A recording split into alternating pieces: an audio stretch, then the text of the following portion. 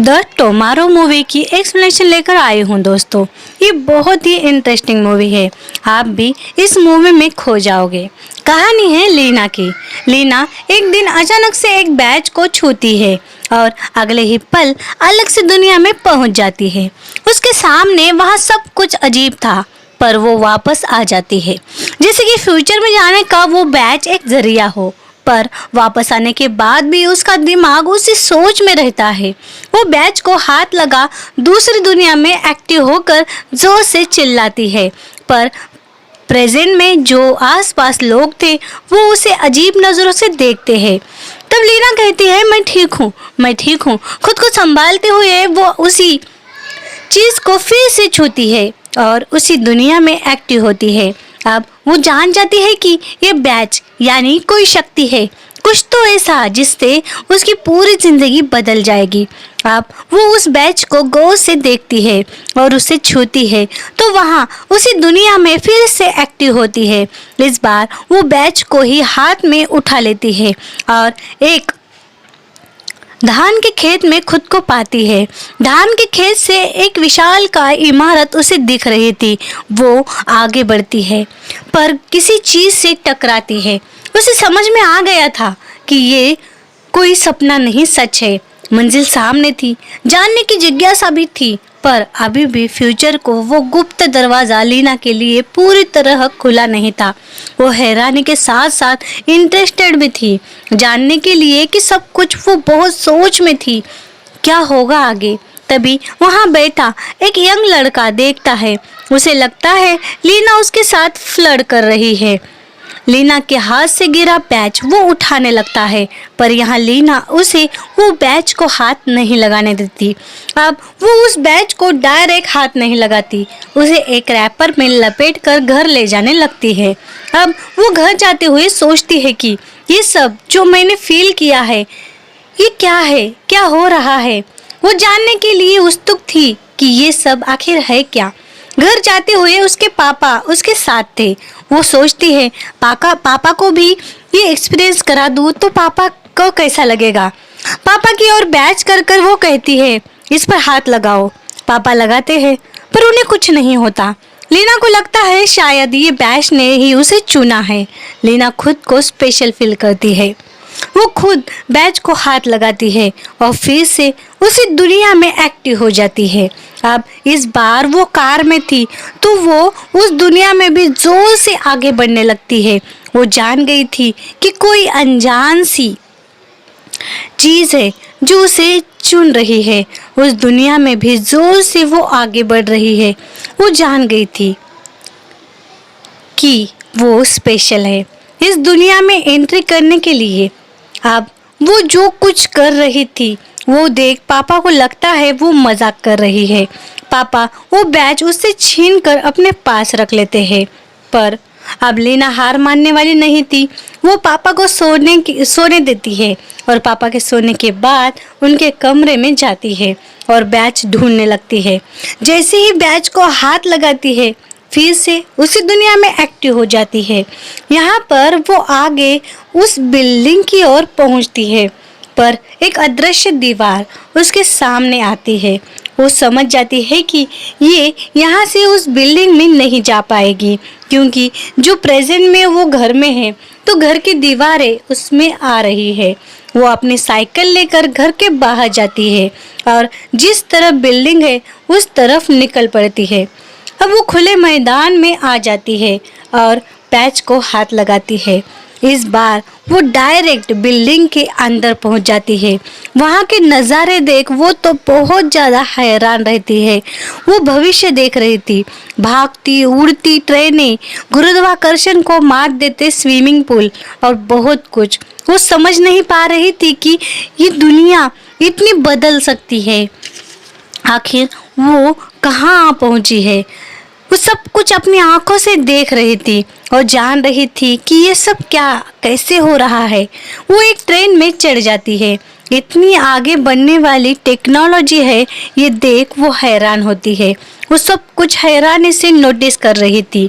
Rocket launch हो रहा था, सब कुछ इतना आगे इंसान सोच सकता है, हमारा भविष्य इतना शानदार होगा, ये देख के वो परेशान हो रही थी। सब कुछ एक्सपीरियंस करते हुए वो रोबोट और आम इंसानों की तरह घूम रहे थे, ये देखकर वो चौंक जाती है।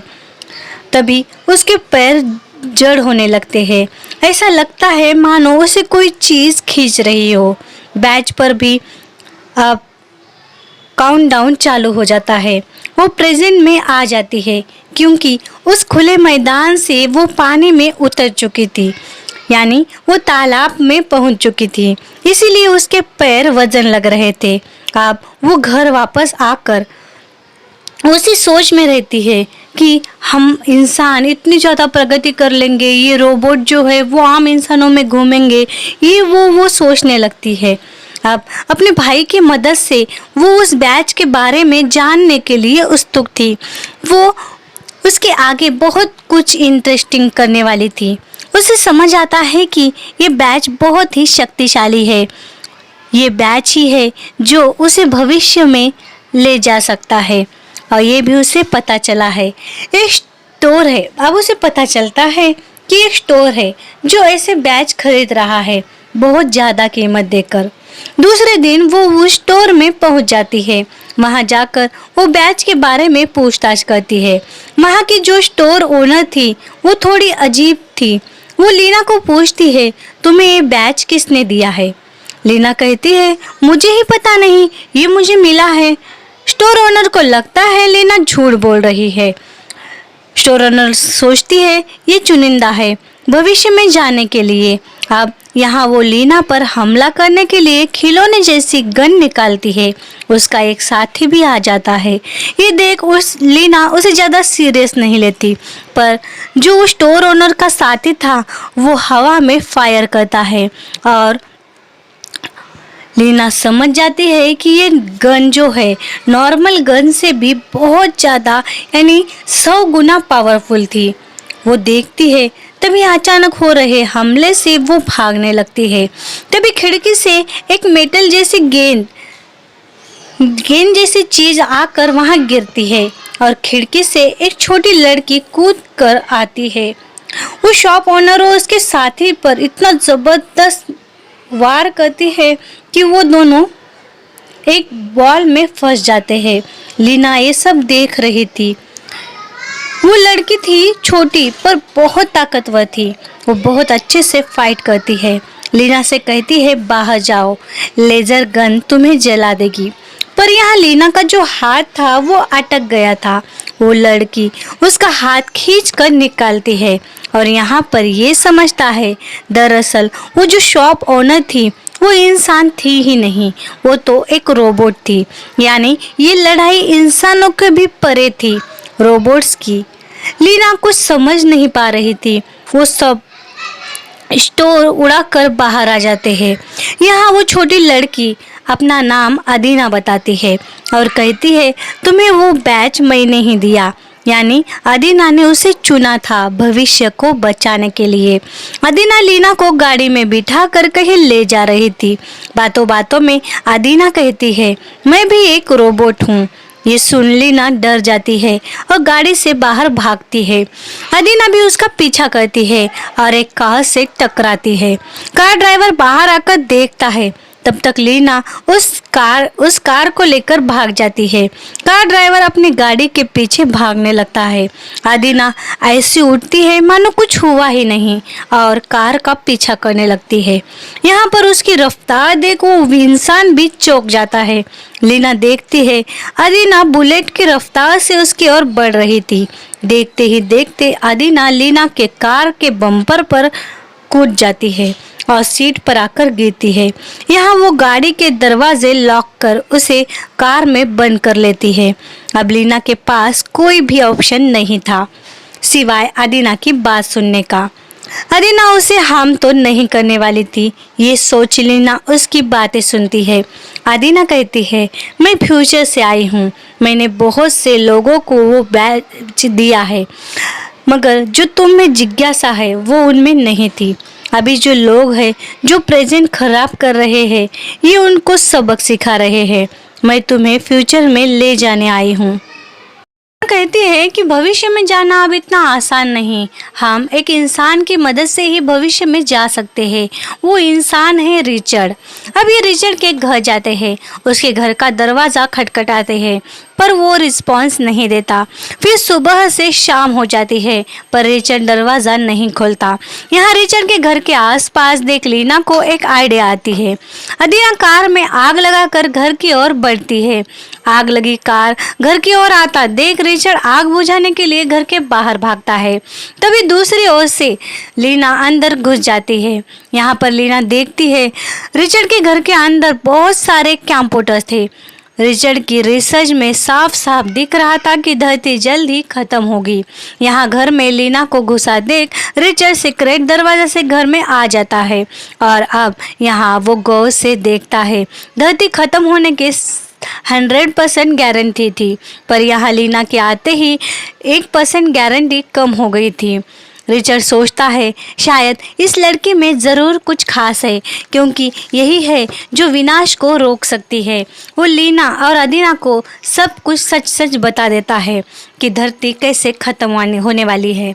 अदीना को वो अपने साथ चलने को कहता है। अब रिचर्ड उन दोनों को अपने सीक्रेट प्लेस पर ले आता है। यहाँ टाइम ट्रैवल मशीन रखी थी। वो उस मशीन में बैठते हैं और भविष्य में पहुंच जाते हैं। बहुत ही इंटरेस्टिंग तरीके से भविष्य में उनकी एंट्री होती है। यहाँ पर सब कुछ तबाह हो गया था। रिचर्ड ने भविष्य के वैज्ञानिकों से संधान बनाए थे। यहाँ वो नाश हुई दुनिया में पहुँच गए थे। तभी उड़ती हुई गाड़ियाँ इनकी ओर आकर रुकती है। उसमें से डेविड नाम का आदमी जो अब इस भविष्य की दुनिया का राजा था वो निकलता है। उन्हें वो अपने पैलेस में ले आता है। दुनिया ख़त्म करने में आखिर किसका हाथ है ये ढूंढने हम यहाँ आए हैं ऐसा रिचर्ड उसे बताता है। लीना ही है जो हमें बचा सकती है। लीना को एक टावर में लाया जाता है जहाँ से वो भूतकाल देख सकती थी।